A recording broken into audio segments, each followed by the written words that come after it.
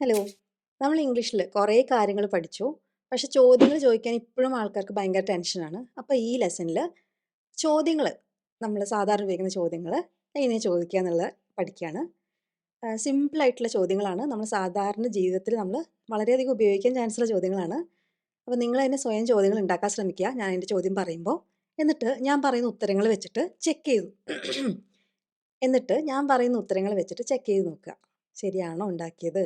ശരിയല്ലെങ്കിൽ എന്താ ശരിയാവാതിരുന്നത്? ഓക്കെ, തുടങ്ങാം. ആരാണ് എന്ന് പറയാൻ ഹൂ ആണ് ഉപയോഗിക്കുക. ആരാണ് നിൻ്റെ ബെസ്റ്റ് ഫ്രണ്ട്? അങ്ങനെ പറയും, who is your best friend. അപ്പോൾ എൻ്റെ ബെസ്റ്റ് ഫ്രണ്ട് സാറയാണെങ്കിൽ എങ്ങനെ പറയും? My best friend is Sara. എന്തെന്ന് ചോദിക്കാൻ വാട്ടാണ് യൂസ് ചെയ്യുക. എന്താണ് നിനക്ക് തിന്നാൻ ഇഷ്ടം? What do you like to eat? അപ്പോൾ പീറ്റ്സ കഴിക്കാനാണ് ഇഷ്ടമെങ്കിൽ എന്നിങ്ങനെ പറയും ഉത്തരം? I like to eat pizza.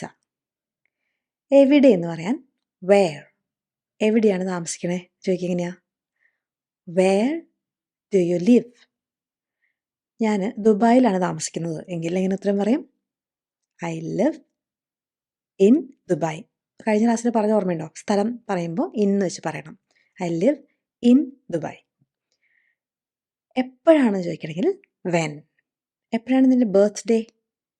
When is your birthday? എൻ്റെ ബർത്ത്ഡേ ജാനുവരിയിലാണ്. എങ്ങനെ പറയും? My birthday is in January. In മാസങ്ങൾക്ക് മുമ്പ് ഇന്നാണ് ഉപയോഗിക്കുക കേട്ടോ. കഴിഞ്ഞ ക്ലാസ് നമ്മൾ പഠിച്ചാണ്, ഓർമ്മയുണ്ടെന്ന് വിചാരിക്കണു.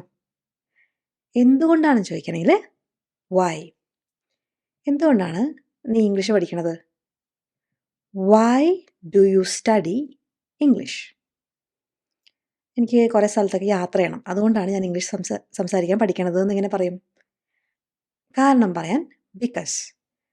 ഞാൻ ഇംഗ്ലീഷ് പഠിക്കാൻ കാരണം I study English because I want to travel. എനിക്ക് ട്രാവൽ ചെയ്യണം, അതുകൊണ്ട്. അപ്പോൾ I study English because I want to travel. എങ്ങനെയെന്ന് പറയാനാണ്. കാരണം ചോദിക്കാൻ വൈ, എങ്ങനെയാണെന്ന് പറയാൻ ഹൗ. നീ എങ്ങനെയാണ് സ്കൂളിലേക്ക് പോവാറ് എന്ന് പറയണമെങ്കിൽ നമ്മൾ പലപ്പോഴും പല വാക്കിനും പകരം ഗെറ്റ് എന്നുള്ള ഒറ്റ വാക്ക് യൂസ് ചെയ്യും. ഞാനൊരു വീഡിയോ പണ്ട് ചെയ്തിട്ടുണ്ട് ഗെറ്റ് എങ്ങനെയൊക്കെ ഉപയോഗിക്കുക എന്നുള്ളത്. അപ്പോൾ ഇവിടെ നമുക്ക് ഗെറ്റ് സിമ്പിളായിട്ട് യൂസ് ചെയ്യാം. How do you get to school? എങ്ങനെയാണ് നീ സ്കൂളിലേക്ക് പോവാറ്? How do you get to school? ഞാൻ എല്ലാ ദിവസവും നടക്കാറാണ്. എങ്ങനെ പറയും?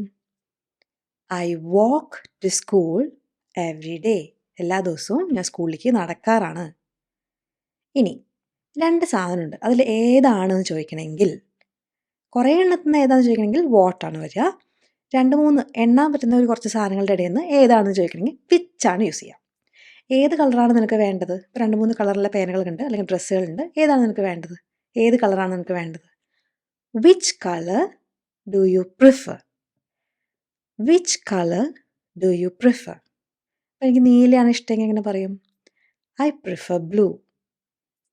I prefer blue. ആരുടേതാണെന്ന് ചോദിക്കണമെങ്കിലോ ഹൂസ്. ആരുടെ പുസ്തകമാണിത്?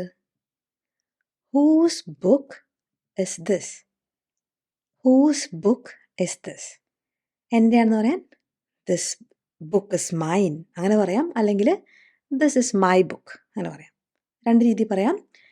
ഇത് എൻ്റേതാണ്, ഈ പുസ്തകം എൻ്റേതാണ്, ദിസ് ബുക്ക് ഇസ് മൈൻ. അല്ലെങ്കിൽ ഇത് എൻ്റെ പുസ്തകമാണ് എന്നുള്ള രീതിയിൽ ദിസ് ഇസ് മൈ ബുക്ക്. ഇനി എത്ര മണിക്ക് എന്ന് പറയണമെങ്കിൽ വാട്ട് ടൈം. എപ്പോഴെന്ന് പറയാൻ വെൻ, എത്ര മണിക്ക് എന്ന് പറയാൻ വാട്ട് ടൈം. എത്ര മണിക്കാണ് നീ എഴുന്നേക്കാറ്?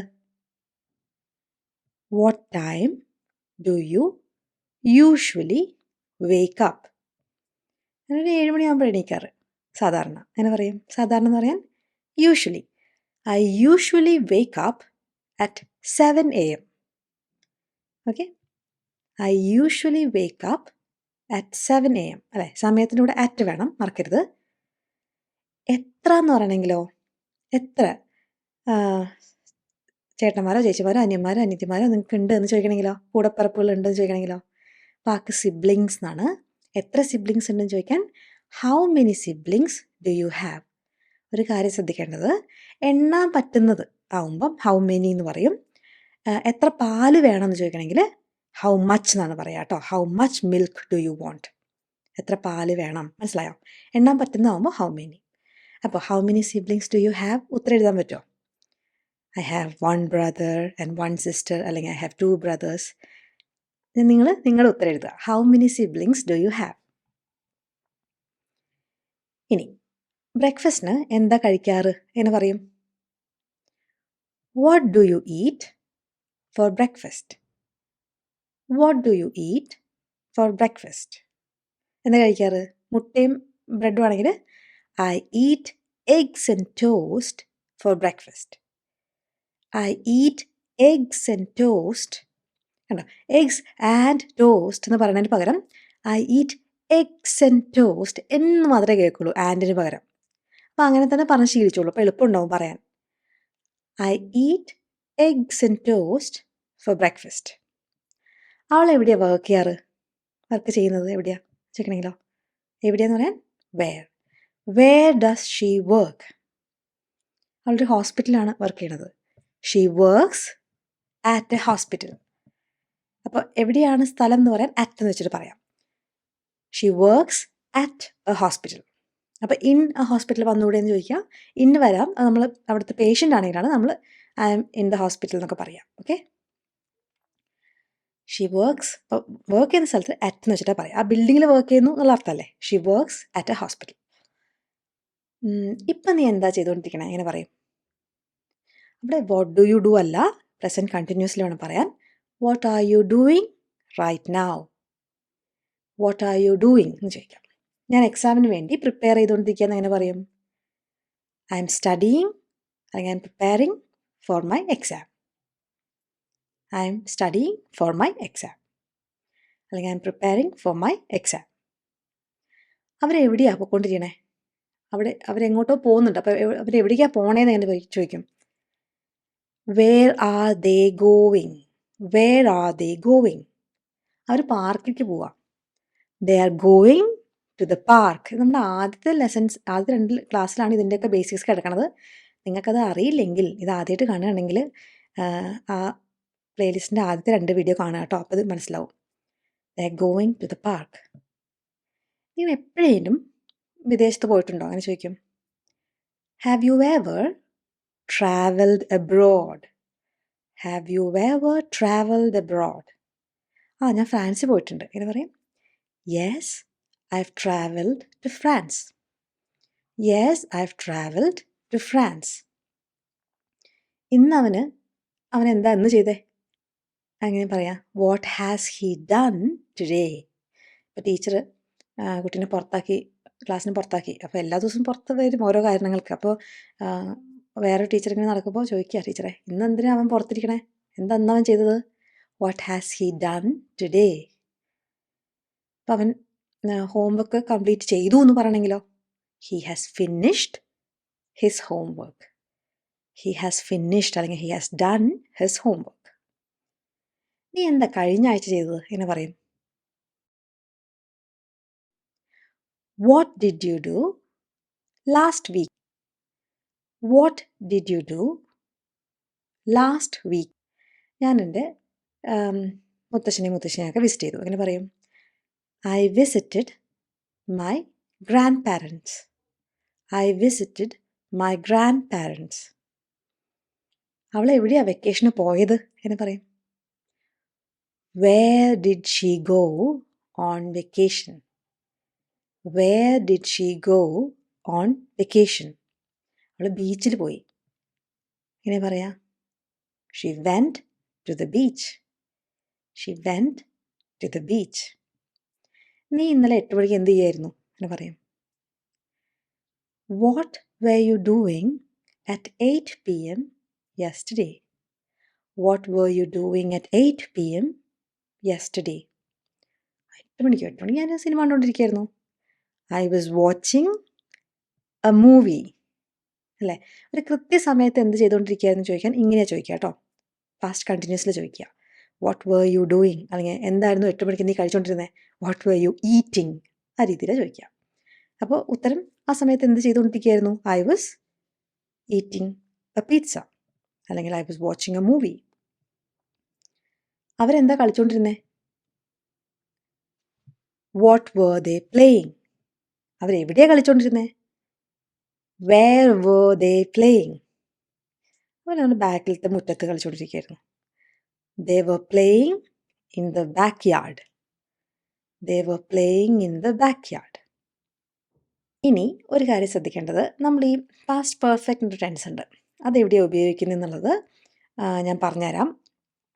കുറച്ചൊരു ടിപ്പിക്കൽ ഒരു കേസാണ്. ഇങ്ങനത്തെ ഒരു കേസ് അല്ലാണ്ട് പൊതുവെ നമ്മൾ ഉപയോഗിക്കാറില്ല. അപ്പോൾ ഇത് ഒരാൾ ചോദിച്ചിരുന്നു കോമൻസിൽ, അപ്പോൾ ശ്രദ്ധിച്ച് കേൾക്കുക. ഇന്നൊരു കാര്യത്തിന് മുമ്പ് ഇന്നൊരു കാര്യം സംഭവിച്ചിട്ടുണ്ടായിരുന്നു എന്ന് പറയാനാണ് പാസ്റ്റ് പെർഫെക്റ്റ് യൂസ് ചെയ്യുക. അപ്പോൾ ആദ്യം സംഭവിച്ച കാര്യമില്ലേ, ഇതിനു മുമ്പ് ഇന്നൊരു കാര്യം സംഭവിച്ചിട്ടുണ്ടായിരുന്നു, ആദ്യം പറയുന്ന കാര്യം, ആദ്യം സംഭവിച്ച കാര്യം പറയുക പാസ്റ്റ് പെർഫെക്റ്റിലാണ്. അപ്പോൾ ഞാനൊരു ഉദാഹരണം പറഞ്ഞാൽ മനസ്സിലാവും. ആദ്യം സംഭവിച്ച കാര്യം, ടൈം ഇങ്ങനെ പൊക്കോണ്ടിരിക്കുക, പിന്നെ ആദ്യം സംഭവിച്ചൊരു കാര്യം, ആ കാര്യമാണ് പാസ്റ്റ് പെർഫെക്റ്റിൽ പറയാം. അത്താഴം കഴിക്കുന്നതിന് മുമ്പ്, ഡിന്നറിന് മുമ്പ് അവൾ ഹോംവർക്ക് തീർത്തിട്ടുണ്ടായിരുന്നു. അപ്പോൾ ആദ്യം തീർത്തത് എന്താ? അത്താഴമാണോ ഹോംവർക്കാണോ? അത്താഴത്തിന് മുമ്പല്ലേ അവൾ ഹോംവർക്ക് തീർത്തത്, അപ്പോൾ ഹോംവർക്കാണ് ആദ്യം ചെയ്തത്. അപ്പോൾ she had finished her homework അല്ലേ, ചെയ്തിട്ടുണ്ടായിരുന്നു ബിഫോർ ഡിന്നർ. അപ്പോൾ ഷീ ഫിനിഷ്ഡ് ഹെർ ഹോംവർക്ക് എന്നല്ല പറയാം, ഷീ ഹാഡ്, അത് ചെയ്തിട്ടുണ്ടായിരുന്നു ഇതിനു മുമ്പ്. രണ്ട് കാര്യങ്ങൾ നടക്കുകയാണ്. അപ്പോൾ അതിൽ ആദ്യം സംഭവിച്ച കാര്യം നമ്മൾ ഹാഡ് ഫിനിഷ്ഡ്. പറയുന്ന രീതി കണ്ടോ? ആരാണ് പരിപാടി ചെയ്യുന്നത്? ഹിയോ ഷിയോ ഇറ്റോ ദയോ ആരാണ് ആയിക്കോട്ടെ, അത് കഴിഞ്ഞിട്ട് ഹാഡ് എന്നുള്ള വാക്കാണ് ഉപയോഗിക്കുക. അത് കഴിഞ്ഞിട്ട് വേർബ് V3 ഫോമിൽ. She had finished her homework before dinner. ഞങ്ങളിങ്ങനെ ഒരു പാർട്ടിക്ക് എത്തിയപ്പോഴേക്കും മറ്റവർ അവിടെ നിന്ന് പോയിട്ടുണ്ടായിരുന്നു എന്ന് പറയും. അപ്പോൾ ആദ്യം സംഭവിച്ചെന്താ? ഞങ്ങൾ എത്തിയതാണോ? അല്ല, അതിന് മുമ്പ് മറ്റവർ വിട്ടു, അവിടെ സ്ഥലം വിട്ടു കഴിഞ്ഞു. അപ്പോൾ അതാണ് ആദ്യം സംഭവിച്ചത്. അപ്പോൾ ദേ ഹാഡ് ഓൾറെഡി ലെഫ്റ്റ്, ഞങ്ങൾ എത്തിയപ്പോഴേക്കും. When we arrived at the party. They had already left when we arrived at the party. അപ്പോൾ ഇനി വേറൊരു സെൻറ്റൻസ് പറയാം, നിങ്ങൾ ഉണ്ടാക്കാൻ ശ്രമിക്കണേ. ഫോൺ ബെല്ലടിച്ചു. അതിന് തൊട്ട് മുമ്പായിട്ട് അവൻ ഡോറ് ക്ലോസ് ചെയ്തിരുന്നത്. അപ്പോൾ ആദ്യം സംഭവിച്ചെന്താ? ഡോർ ക്ലോസ് ചെയ്തു, അതിന് ശേഷമാണ് ഫോൺ ബെല്ലടിച്ചത്. എങ്ങനെ പറയാം? He had just close the door. അപ്പോൾ എന്ത് സംഭവിച്ചു? ബെല്ലടിച്ചു. When the phone rang. He had, അവനിങ്ങനെ ജസ്റ്റ് വാതിൽ അടച്ചു, അപ്പോഴേക്കും അടച്ചു കഴിഞ്ഞു, അപ്പോഴേക്കും അടച്ചു കഴിഞ്ഞ ശേഷമാണത് ബെല്ലടിച്ചത്. He had just closed the door when the phone rang. ഇനി വേറൊരു സെൻസ് പറയാം. ഞങ്ങൾ ടിക്കറ്റ്സ് വാങ്ങിച്ചു. മൂവി സ്റ്റാർട്ട് ചെയ്തു, അപ്പോഴേക്കും ഞങ്ങൾ ടിക്കറ്റ്സ് വാങ്ങിച്ചു. അപ്പോൾ ഏത് ആദ്യം നടന്നത്? മൂവി സ്റ്റാർട്ട് ചെയ്തപ്പോഴേക്കും ഞങ്ങൾ ടിക്കറ്റ്സ് വാങ്ങിച്ചു. അപ്പം ആദ്യം ടിക്കറ്റ്സ് വാങ്ങിച്ചു അല്ലേ? മൂവി സ്റ്റാർട്ട് ചെയ്തു, അതിന് മുമ്പ് നമ്മൾ ടിക്കറ്റ്സ് വാങ്ങിച്ചു. മൂവി സ്റ്റാർട്ട് ചെയ്തപ്പോഴേക്കും നമ്മൾ ചെയ്തു എന്ത്? ടിക്കറ്റ്സ് വാങ്ങിക്കുന്നത്. അപ്പോൾ ആദ്യം സംഭവിച്ചത് എന്താ? ടിക്കറ്റ്സ് വാങ്ങിച്ചത്. അപ്പോൾ മൂവി സ്റ്റാർട്ട് ചെയ്തപ്പോഴേക്കും, by the time the movie started അല്ലെ, ആ സമയത്തേക്ക് മുമ്പ് എന്ത് സംഭവിച്ചു? We had bought our tickets. ഞങ്ങൾ ടിക്കറ്റ്സ് വാങ്ങിച്ചിട്ടുണ്ടായിരുന്നു. By the time the movie started, ഞങ്ങൾ മൂവി സ്റ്റാർട്ട് ചെയ്തപ്പോഴേക്കും ടിക്കറ്റ്സ് വാങ്ങിച്ചിട്ടുണ്ടായിരുന്നു. By the time the movie started we had bought our tickets. അപ്പോൾ ഇത് യൂസ് മനസ്സിലായോ? പാസ്റ്റ് പെർഫെക്റ്റ് ആണ്, സബ്ജക്റ്റ് ഹാഡ് പ്ലസ് V3. ഇനി പാസ്റ്റ് പെർഫെക്റ്റ് കണ്ടിന്യൂസ് ഉണ്ട്, അതെപ്പോഴും ഉപയോഗിക്കുക. ഇതുമാതിരി രണ്ട് സംഭവങ്ങൾ നടക്കുക. ഒരു സംഭവം നടക്കുന്നതിന് മുമ്പായിട്ട് വേറൊരു സംഭവം നടന്നുകൊണ്ടിരിക്കുകയായിരുന്നു. കണ്ടിന്യൂസ് അല്ലേ, നടന്നുകൊണ്ടിരിക്കുകയായിരുന്നു. അപ്പോൾ ടെസ്റ്റ് തുടങ്ങുന്നതിന് മുമ്പ് 3 മണിക്കൂർ മുമ്പ് അവൾ പഠിച്ചുകൊണ്ടിരിക്കുകയായിരുന്നു. അങ്ങനെ പറയും, she had been studying for 3 hours before the test started. അപ്പോൾ ടെസ്റ്റ് തുടങ്ങുന്നത് ഒരു ഇൻസിഡൻറ്റ്, ടെസ്റ്റ് അങ്ങ് തുറന്നു. പക്ഷെ അതിന് മുമ്പ് 3 മണിക്കൂറായിട്ട് അവൾ പഠിച്ചുകൊണ്ടിരിക്കുകയായിരുന്നു. അപ്പോൾ 3 മണിക്കൂറായിട്ടൊരു പരിപാടി ചെയ്തുകൊണ്ടിരിക്കുകയായിരുന്നു എന്നൊക്കെ പറയുമ്പോൾ ഷീ ഹാഡ് ബീൻ സ്റ്റഡിയിങ്. അപ്പോൾ ദേ ആണെങ്കിലോ, ദേ ഹാഡ് ബീൻ സ്റ്റഡിയിങ്. സബ്ജക്റ്റ് പറയുക, അതിനുശേഷം ഹാഡ് ബീൻ കഴിഞ്ഞിട്ട് വേർബിൻ്റെ ING ഫോം ചേർക്കുക. അപ്പോൾ ആദ്യം എന്തെങ്കിലും കുറച്ച് നേരത്തേക്ക് സംഭവിച്ചുകൊണ്ടിരുന്നൊരു കാര്യം, അത് കഴിഞ്ഞിട്ട് പിന്നെ വേറൊരു സംഭവം സ്റ്റാർട്ട് ചെയ്തു. അങ്ങനത്തെ സെൻറ്റൻസുകൾ. ഇപ്പോൾ നിങ്ങൾക്ക് വേറൊരു ഉദാഹരണം പറഞ്ഞാൽ പെട്ടെന്ന് മനസ്സിലാവും. അവർ ഫുട്ബോൾ കളിച്ചുകൊണ്ടിരിക്കുകയായിരുന്നു. 1 മണിക്കൂറോളം ഇങ്ങനെ കളിച്ചുകൊണ്ടിരിക്കുകയായിരുന്നു. അപ്പോഴാണ് മഴ വന്നത് എന്ന് പറയും. They had been playing football എത്ര നേരം? For an hour. അപ്പോൾ എന്ത് സംഭവിച്ചു? When it started to rain. അപ്പോൾ രണ്ടാമത്തെ പാർട്ട് ഉണ്ടോ? സിമ്പിൾ പാസ്റ്റിൽ പറഞ്ഞാൽ മതി. It started to rain. The test started നമ്മൾ മുമ്പ് പറഞ്ഞില്ലേ? ഇവിടെ ഇറ്റ് സ്റ്റാർട്ടഡ് ടു റെയിൻ. അപ്പോൾ സിമ്പിൾ പാസ്റ്റിലാണ് രണ്ടാമത്തെ ഇവൻ്റ് പറയുക. ആദ്യത്തെ ഇവൻ്റ് കുറച്ച് നേരമായി സംഭവിച്ചുകൊണ്ടിരിക്കുന്ന ഒരു കാര്യമായിരുന്നു അല്ലേ? അപ്പോൾ they had been playing football for an hour when it started to rain. വേറൊരു ഉദാഹരണം കൂടെ പറയാം. നീ അവസാനം വന്നില്ലേ? അതിന് മുമ്പ് ഞാനൊരു 5 മണി മുതൽ ഇവിടെ കാത്തുകൊണ്ടിരിക്കുകയായിരുന്നു നിന്നെ. അപ്പോൾ അവിടെ ഇത്ര നേരമായിട്ടെന്നല്ല പറയണേ, 5 മണി മുതൽ. മുതൽ എന്ന് പറയുമ്പോൾ നമ്മൾ സിൻസാണ് ഉപയോഗിക്കേണ്ടത്. ഓർമ്മയുണ്ടോ പ്രിപ്പോസിഷനിൽ പഠിച്ചത്? I had been waiting for you. ഞാൻ നിനക്ക് വേണ്ടി വെയിറ്റ് ചെയ്തുകൊണ്ടിരിക്കുകയായിരുന്നു 5 മണി മുതൽ. Since 5 PM when you finally arrived. അപ്പോഴാണ് നീ ഇങ്ങോട്ട് എത്തിയത് അല്ലേ? 5 മണി മുതൽ ഞാൻ കാത്തിരിക്കുകയായിരുന്നു, അപ്പോഴാണ് നീ വന്നത്. I had been waiting for you since 5 PM when you finally arrived. Fine എന്ന് വെച്ചാൽ അവസാനം എത്തിയത്, അങ്ങനെ പറയില്ല. അതാണ് ഫൈനലി അറൈവ്ഡ്. ഓക്കെ. 5 വർഷത്തോളം ആ കമ്പനിയിൽ വർക്ക് ചെയ്ത ശേഷമാണ് അവന് പ്രൊമോഷൻ കിട്ടിയത്. അത്രയും കാലം അവനവിടെ വർക്ക് ചെയ്തുകൊണ്ടിരിക്കുകയായിരുന്നു, 5 വർഷം കാലം. He had been working at the company for 5 years before he got promoted. അപ്പോൾ പ്രൊമോഷൻ കിട്ടുന്നതിന് മുമ്പായിട്ട്, ബിഫോർ ഹി ഗോട്ട് പ്രൊമോട്ടഡ്, അവിടെ അത്രയും കാലം വർക്ക് ചെയ്തുകൊണ്ടിരിക്കുകയായിരുന്നു അവൻ. മനസ്സിലായോ? ഇനി ചോദ്യം ചോദിക്കട്ടെ, നാളെ നീ എന്താ ചെയ്യുക? എന്താ പരിപാടി എന്ന് ചോദിക്കണമെങ്കിൽ, എന്താ നീ ചെയ്യാന്ന് ചോദിക്കണമെങ്കിൽ, what will you do tomorrow? ഞാൻ സാധനം വാങ്ങിക്കാൻ പോകും. കുറേ ചുരിദാറും എന്താ പറയുക നൈറ്റിയൊക്കെ വാങ്ങിക്കണം. അപ്പോൾ എങ്ങനെ പോകും?